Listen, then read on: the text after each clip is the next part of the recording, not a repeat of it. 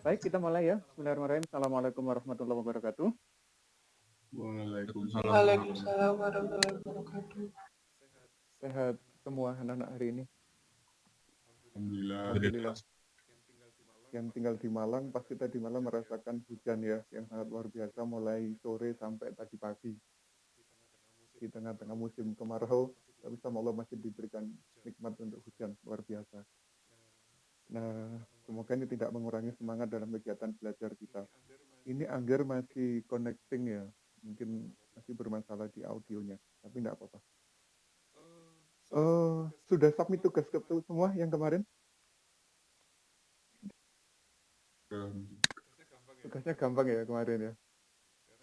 Karena bab 1 itu masih lumayan untuk kita ikuti, masih mudah.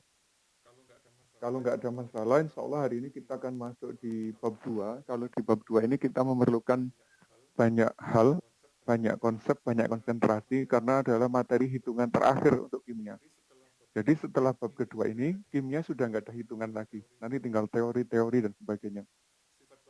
Sifat kualitatif itu hitungannya lumayan banyak. Yang redox nanti hitungannya sedikit, cuma memerlukan ketelitian. Gitu aja. Angkanya sederhana kok, nggak sampai 2, rata-rata 1,5, 1,8 gitu. Sederhana kok. Nah, baik, ini karena yang masuk sudah 24, berarti nggak usah saya absensi ya, karena saya anggap sudah masuk semua. Untuk pembelajaran hari ini, saya tidak menjelaskan seperti biasanya, tapi tak coba kita menggunakan video, nanti semoga untuk videonya suaranya terdengar. Jadi kalau ada masalah di audio, segera kontak saya ya. Untuk penyetaran redox. Saya share screen dulu sebentar. Kalau anak memerlukan alat tulis, catatan, silakan dipersiapkan karena di video ini ada beberapa bagian yang memang memerlukan nulis untuk menyetarakan redox.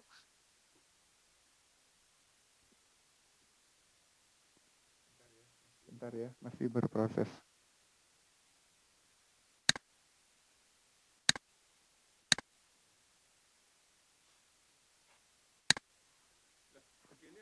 Begini anak-anak, untuk bab kedua itu nanti ada 2 bagian sebenarnya ya.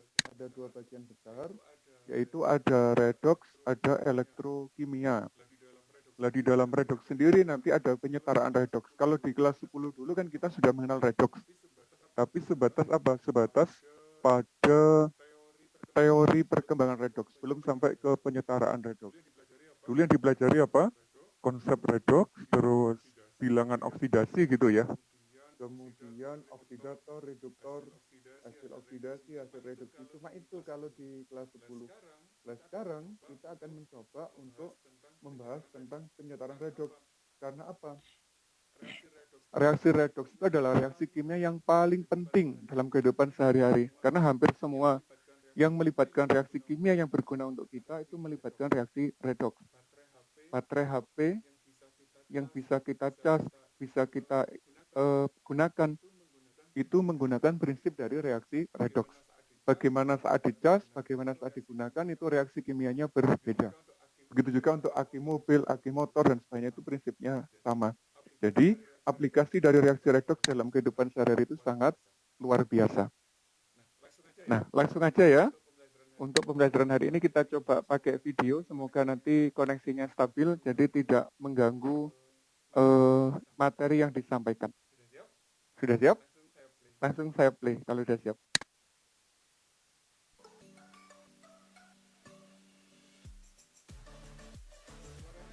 Suaranya kedengaran? Ya, Mister. Besar apa kecil suaranya?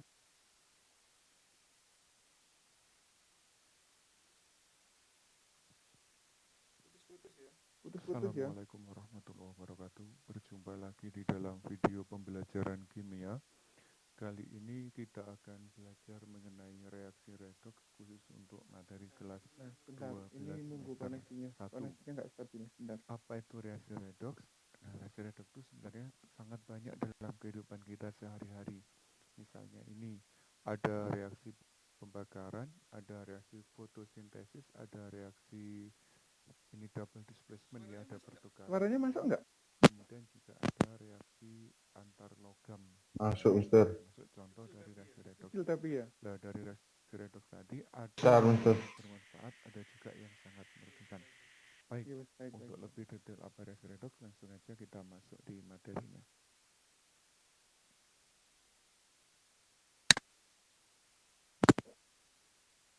Nah, waktu membahas di kelas 10, saat mempelajari redoks di kelas 10, kita sempat mempelajari perkembangan reaksi redoks. Bahwa reaksi redoks itu secara teoritis dapat dijelaskan melalui 3 teori. Yang pertama adalah pengikatan dan pelepasan oksigen. Berdasarkan pelepasan dan pengikatan oksigen, nanti reaksi dibedakan menjadi 2. Ada reaksi oksidasi, ada reaksi reduksi. Yang atas, ini awalnya C, tidak memiliki oksigen. Kemudian dia berubah menjadi CO2, dia mengikat atom oksigen.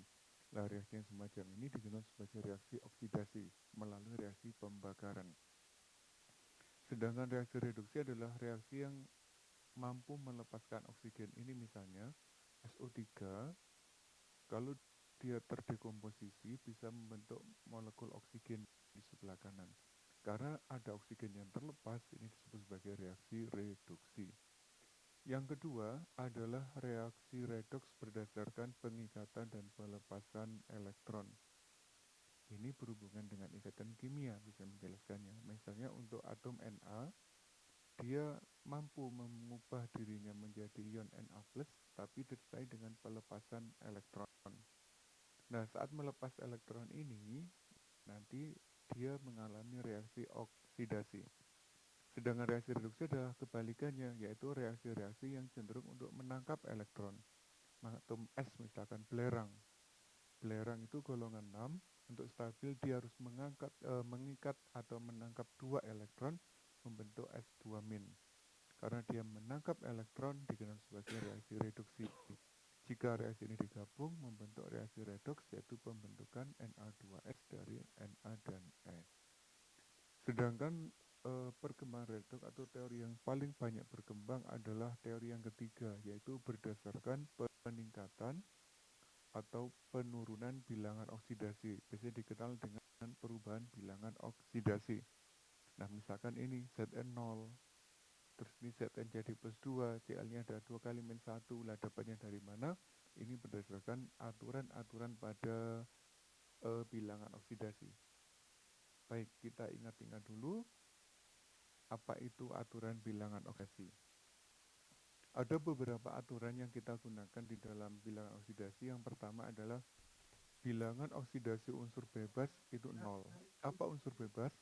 Unsur bebas itu adalah unsur yang belum berikatan dengan unsur yang lain. Kalaupun dia berikatan dengan atom sejenisnya, misalkan ini neon, dia berdiri sendiri, berarti dia unsur bebas, biloxnya 0. Hidrogen H2, ini sesama atom hidrogen, jadi dia tidak berikatan dengan jenis atom yang lain, maka biloxnya juga tetap 0. Begitu juga untuk atom-atom yang lain, baik dia sebagai monoatomik, diatomik, maupun yang poliatomik seperti fosfor dan belerang. Yang kedua, bilangan oksidasi monoatom sama dengan muatan ionnya. Nah, ini digunakan untuk atom-atom yang memiliki muatan atau dikenal sebagai ion. Misalnya ini ada ion Na+, berarti nanti biloxnya adalah positif 1. Kalau ada magnesium 2+, berarti biloxnya adalah plus 2. Kalau bilangan oksidasi S2- berarti negatif 2. Untuk penulisan bilox dan muatan itu hati-hati. Kalau muatan, angka baru tanda, tapi kalau bilox tanda baru angka. Aturan yang ketiga, jumlah bilangan oksidasi atom-atom pembentuk ion poliatomik sama dengan muatan ion poliatom tersebut. Nah, misalkan ini ya, ada ion sulfat, rumus kimianya SO4 2-, dia memiliki muatan 2-. Artinya nanti bilangan atom bilangan oksidasi oksigen dan bilangan oksidasi oksigen dan belerang ini jika dijumlah totalnya harus sama dengan negatif 2. Yang keempat, jumlah bilangan oksidasi untuk semua atom dalam senyawa adalah 0. Artinya kalau ada atom atom berikatan membentuk suatu senyawa yang tidak bermuatan, itu nanti jumlah biloksnya adalah 0. Misalkan ini, CuO, tembaga 2 oksida. Jadi nanti kalau bilangan oksidasi Cu ditambah bilangan oksidasi oksigen, totalnya harus sama dengan 0, karena CuO tidak bermuatan. Aturan yang kelima, bilangan oksidasi unsur-unsur logam golongan utama, misalkan golongan 1A, 2A, 3A itu sama dengan golongannya. Jadi kalau unsur golongan 1, muatannya positif 1, misalkan kalium. Begitu juga untuk golongan 2, yaitu kalsium. Kalsium pasti bilangannya positif 2, Mg juga sama. Aturan yang keenam, bilangan oksidasi unsur-unsur logam transisi lebih dari 1. Nah ini kita harus memperhatikan dia berikatan dengan apa. Karena Cu nanti bisa bermuatan positif 1, bisa bermuatan positif 2. Begitu juga dengan Au atau emas. Bisa positif 1, bisa positif 3. Aturan yang ketujuh, bilangan oksidasi hidrogen dalam senyawa adalah positif 1 kecuali dalam senyawa hidrida. Nanti bilangan oksidasinya cenderung negatif 1. Apa senyawa hidrida itu? Yaitu saat atom hidrogen berikatan dengan atom-atom logam, misalnya dengan natrium dan lainnya. Misalkan ini ya, kalau H2O ikatanya kovalen, NH3 kovalen, HCl juga kovalen, nanti hidrogennya cenderung plus 1. Tapi kalau dia berikatan dengan logam yang lebih kuat, misalkan natrium, kalsium, nanti dia cenderung bermuatan negatif 1. Selanjutnya, untuk bilangan oksigen umumnya adalah negatif 2, kecuali pada peroksida dan senyawa biner dengan fluor, yaitu positif 2. Nah, ini jarang ya, yang ini jarang keluar. Yang sering adalah yang min 2 dan negatif 1. Nah, nanti aturan-aturan bilangan oksidasi ini kita gunakan, diaplikasikan pada saat kita menyetarakan persamaan reaksi redoks. Kalau di kelas 10 dulu, kita belum sampai di tahap penyetaraan reaksi redoks, cuma kita mengenal apa itu oksidasi, apa itu reduksi, oksidator, dan reduktor. Namun untuk materi di kelas 12, kita akan benar-benar fokus bagaimana dalam menyetarakan persamaan reaksi redoks. Langsung aja ya. Apa itu pernyataan reaksi redoks? Nah, penyetaraan redoks itu sebenarnya aturannya ya hampir sama dengan penyetaraan yang lain, yaitu menyamakan atom-atom dan muatan yang ada di dalam suatu persamaan reaksi. Itu intinya. Jadi kalau penyetaraan, intinya di sini menyamakan jumlah atom. Kalau ada redoks biasanya juga menyamakan muatannya. Untuk menyetarakan persamaan reaksi redoks itu ada dua metode. Metode yang pertama dikenal sebagai metode setengah reaksi. Terus metode yang kedua dikenal dengan metode perubahan bilangan oksidasi. Untuk bagian pertama kita coba bahas yang metode setengah reaksi. Langkahnya ini, jadi nanti langkah pertama kita harus memisahkan reaksi reduksi dan oksidasi menjadi setengah-setengah gitu ya. Yang reduksi itu setengah reduksi, yang oksidasi berarti setengah oksidasi. Langkah yang kedua adalah menyamakan jumlah atom yang berubah biloksnya. Berarti langkah pertama kita harus menghitung dulu biloksnya. Jika suasana asam, lah ini menentukan. Karena penyetaraan bisa dalam dua suasana, bisa asam, bisa basa. Jika suasananya asam, samakan O dengan menambah air. Lawannya air baru ditambah dengan H+ sebagai ciri dari asam. Nah, kalau suasana basah, kebalikannya. Yang kekurangan atau yang kelebihan oksigen nanti malah ditambah air. Dan nanti ada melibatkan ini. Lawannya air baru ditambah dengan OH-.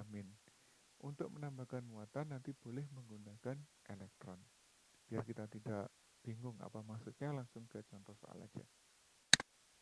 Ini contoh soalnya, setarakan reaksi redoks berikut dalam suasana asam. Nah, yang diminta adalah suasananya asam.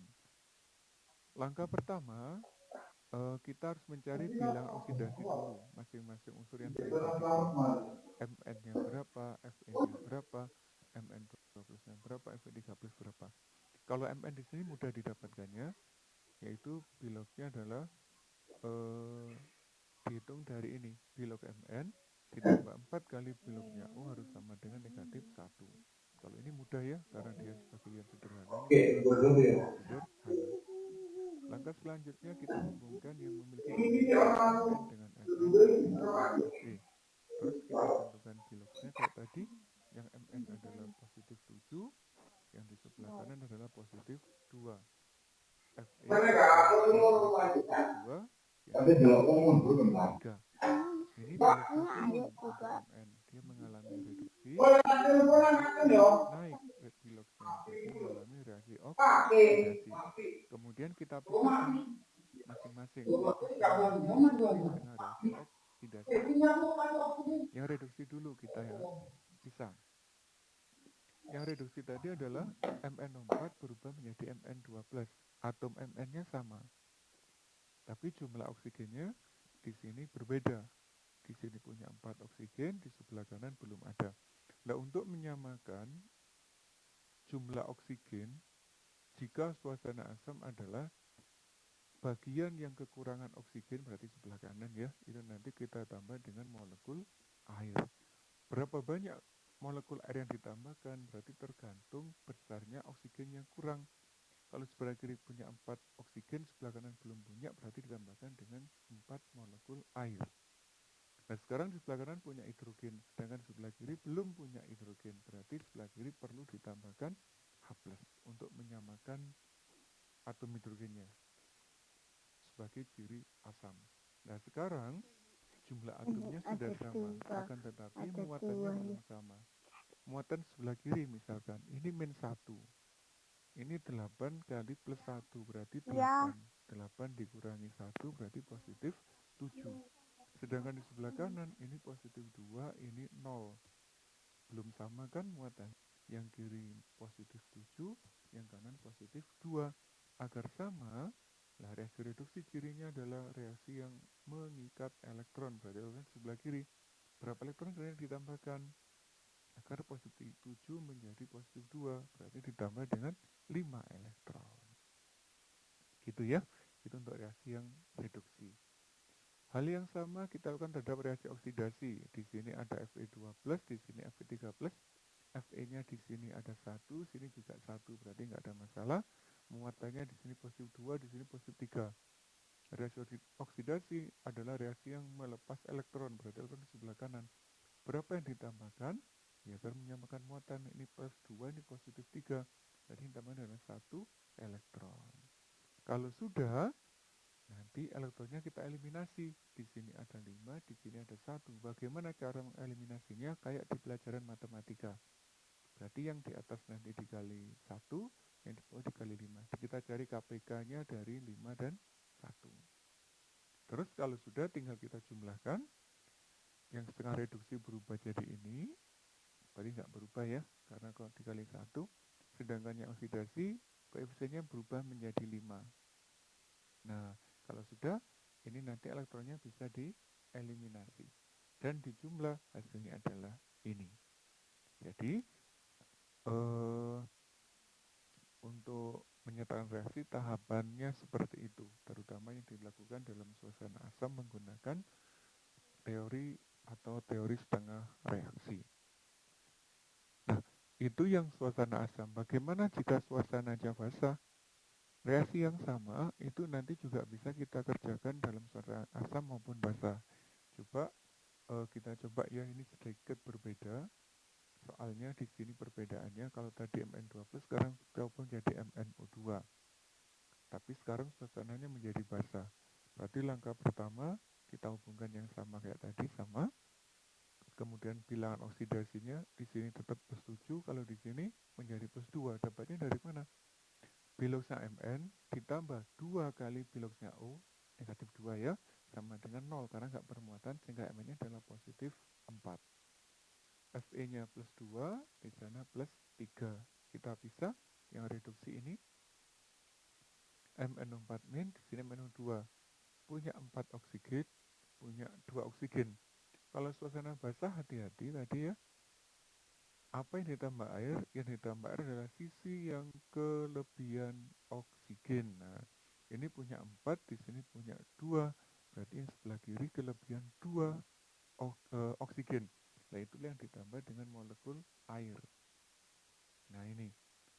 disamakan ya sebanyak kelebihannya, berarti lebihnya 2, lawannya, nah lawannya berarti disesuaikan dengan jumlah hidrogennya sebagai ciri basa yaitu OH-. Berapa hidrogennya? 2 kali 2 yaitu sama dengan 4. Muatannya sekarang di sini -1. Di sini 4 kali -1 berarti -4.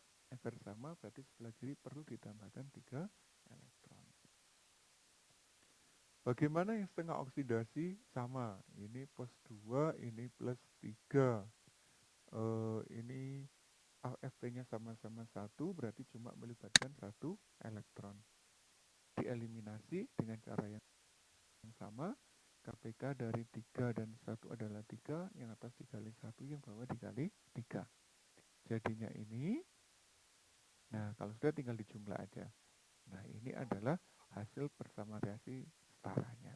Untuk ngecek dia sudah benar apa tidak, kita cek jumlah atomnya sama apa tidak, terus muatannya juga sama atau tidak. Coba kita cek ya.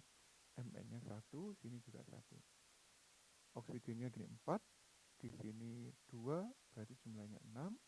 Ini 2, di sini 4, berarti juga 6. Fe-nya ada 3, di sini 3. Hidrogennya di sini 4, sini 4, berarti sama. Muatannya -1 ditambah 3 kali 2 adalah 6, berarti ini +5 sebelah kiri, sini.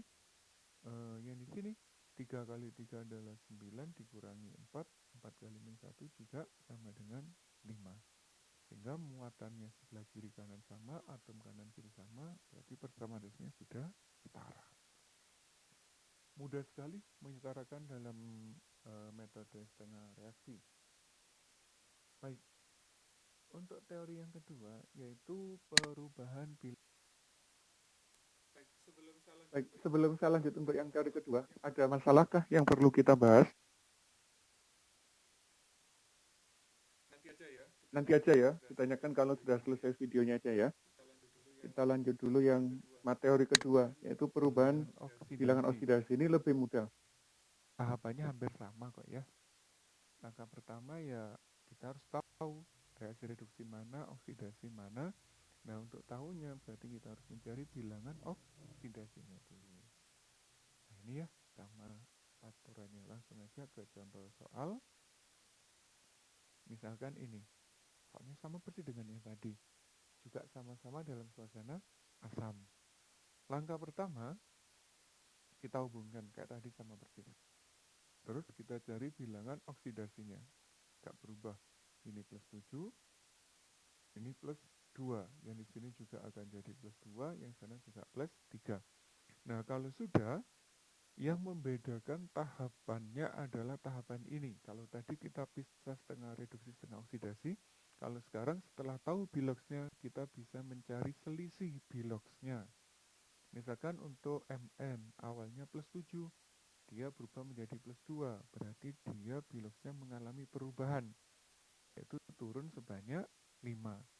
Bagaimana dengan Fe? Fe mulanya +2, dia berubah menjadi +3, berarti berubah naik, tapi naiknya 1. Nah kemudian turun dan naiknya ini adalah sebagai faktor pengali, yaitu kita cari KPK-nya. KPK-nya 5 dan KPK-nya 1, yaitu sama dengan 5. Sehingga yang atas dikali 1, yang di bawah dikali 5. Kemudian faktor pengali ini, 1 dan 5, itu berubah menjadi koefisiennya. Sehingga ini menjadi koefisiennya Mn, dan yang 5 menjadi koefisiennya Fe. Nah, jadinya begini. Di sini ada 1, di sini ada 5. Di sini 1, di sini juga 5. Ini adalah tahap yang kedua. Tahap yang ketiga adalah kita proses menyamakan atomnya. Mn-nya sama, sudah kanan kiri ya. Mn-nya di kiri 1, kanan 1. Fe-nya di sini 5, di sini 5. Yang belum sama apa? Oksigen. Di sini ada 4, di kanan belum ada. Kalau suasananya asam, yang kekurangan oksigen ditambah air, berarti di sebelah kanan ditambah air, yaitu sebanyak 4 molekul air. Ini sebagai cirinya ya. Kemudian dia memiliki 4 kali 2 hidrogen, ada 8 ya. Sebelah kiri ditambah dengan 8 hidrogen. Agar jumlah atomnya menjadi sama. Terus dicek muatannya. Min 1, 5 kali 2 plus 10, 8 kali 1 plus 8, 18 dikurangi 1 berarti 17 muatannya sebelah kiri. Sebelah kanan, di sini ada 5 kali 2, adalah 5 kali 3 adalah 15 ditambah 2, berarti plus 17. Berarti muatannya di kiri itu plus 17, di kanan juga plus 17. Atomnya sudah sama, berarti ini sudah setara. Jadi tahapannya lebih pendek dibanding yang metode setengah reaksi. Ini suasana asam. Bagaimana yang suasana basa? Caranya juga sama persis. Coba ya. Ini soalnya nggak berubah, cuma diubah suasananya aja. Bilosnya juga nggak berubah. Nah itu. Kemudian turun 5, yang ini naik 1. Dikali 1 dikali 5 untuk menyamakan elektronnya tujuannya. Itu mencari KPK perubahannya. Kemudian kita tulis kayak tadi ini. Yang bedakan adalah tahap ini, yaitu untuk menyamakan oksigennya. Untuk oksigen di sebelah kiri kan 4, di sebelah kanan kan belum ada. Untuk yang suasana basa, sisi yang kelebihan oksigen malah ditambah dengan molekul air sebanyak kelebihannya. Berarti lebihnya 4. Baru lawannya ditambah dengan OH-. Berapa OH-nya? Tergantung ini. 4 kali 2 yaitu menjadi 8. Cek muatan. Min 1 plus 10 berarti 9. Ini. Plus 2 plus 15 berarti plus 17. 17 dikurangi 8 berarti sama dengan plus 9. Berarti muatannya di kanan dan di kiri juga sudah sama, sehingga persamaan reaksinya juga sudah setara. Nah, demikian anak-anak untuk proses bagaimana menjelaskan perubahan bilangan oksidasi yang berpengaruh terhadap penyetaraan reaksi. Penyetaraan reaksi redoks yang kita lakukan bisa dengan 2 teori, yaitu setengah reaksi, juga bisa dengan perubahan bilangan oksidasi. Silakan anak-anak pilih mana yang paling mudah, karena nanti biasanya kalau di soal kita tidak menentukan, tidak membatasi pakai cara mana, tapi cara mana yang paling anak-anak kuasai itulah yang digunakan. Demikian, terima kasih. Assalamualaikum warahmatullahi wabarakatuh. Gimana? Bisa ditangkap pesan yang ada di video tadi? Gimana, Rek? Bisa ya? Ada permasalahan yang perlu kita bahas? Nah, kalau misalkan anak-anak nanti masih ada masalah terkait dengan itu, untuk link videonya nanti saya share di menu chat ya. Ini tak share dulu bentar.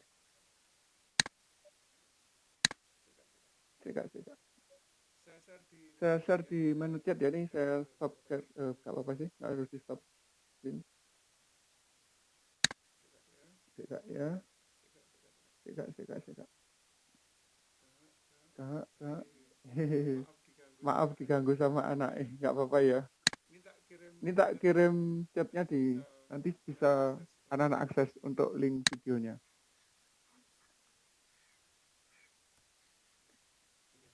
Iya.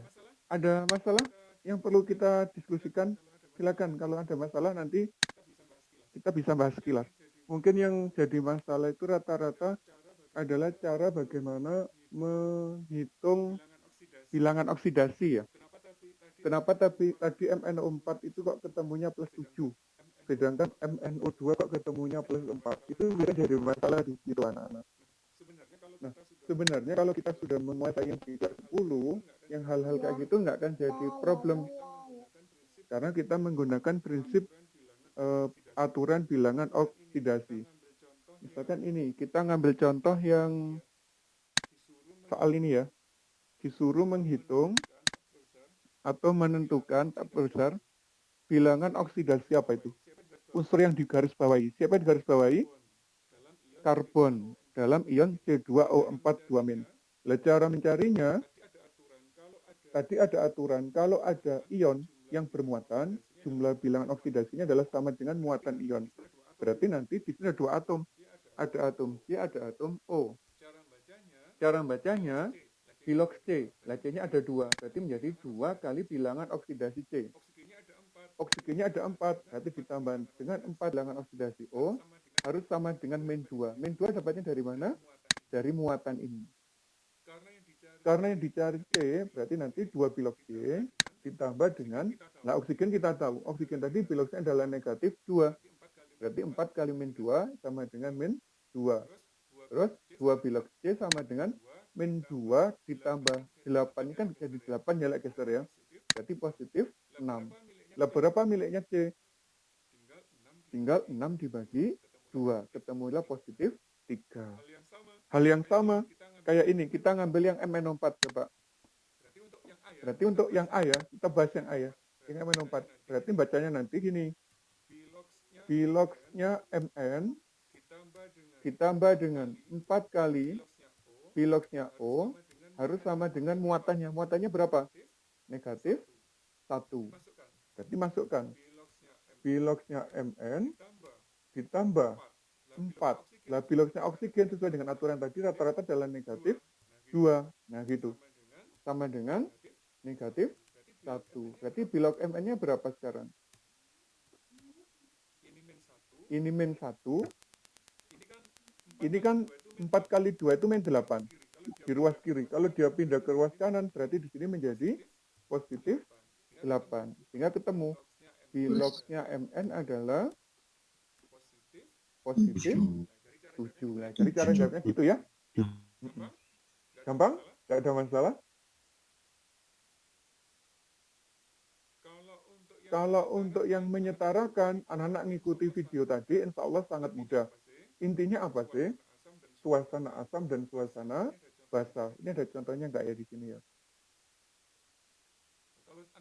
Kalau anak-anak sudah download di Google Classroom, ini juga sangat detail contoh soalnya. Kita cari oksidasinya dulu, terus reduksinya dulu, ketemu semua. Jadi setiap tahap itu akan nampak sekali. Insya Allah anak nggak akan ada kesulitan untuk menyetarakan. Nah, akan tetapi gini, untuk materi penyetaran redox itu tidak selesai dalam satu pertemuan ya. Nanti ke pertemuan kedua, insya Allah kita masih bahas ini dulu. Karena apa? Untuk membahas penyetaraan itu memang perlu waktu. Ini kita ngambil masih contoh yang sederhana, nanti kita akan kembangkan menjadi beberapa yang lebih kompleks. Tapi di Google Classroom sudah ada tugas untuk menyetarakan, tapi yang masih sangat sederhana. Gitu. Baik, anak-anak ada pertanyaan untuk pertemuan hari ini? Silakan, kalau masih ada permasalahan.